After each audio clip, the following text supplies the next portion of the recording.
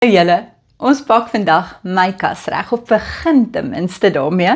Ek het vir julle vertel van daai oulike triek om jou hangers om te ruil. Nou dit help veel, ek sê vir julle om dit te doen, maar ek doen dit nie self nie.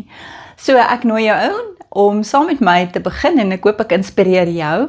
Dis deel van my lentreis, wat Woensdag begin het met as Woensdag, waar ons bietjie meer minimalisties, dis wat ek wil doen, bietjie meer minimalisties, meer simplisties wil lewe.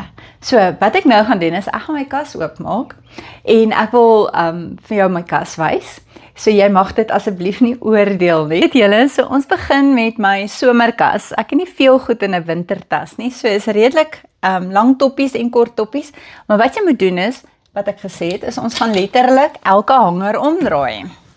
En dis wat ek nou gaan doen. Goed julle, hierdie is die eindproduk.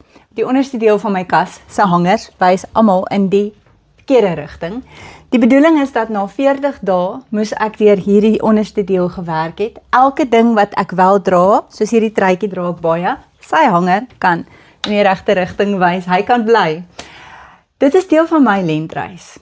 Lent, tyd wat ons fokus op die Here. Ek wil fokus om meer minimalisties, meer simplisties te leef, ligter te leef.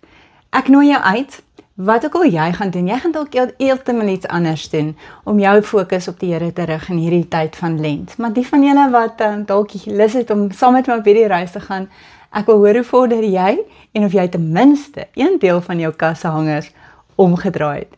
Tot volgende keer, leef lig.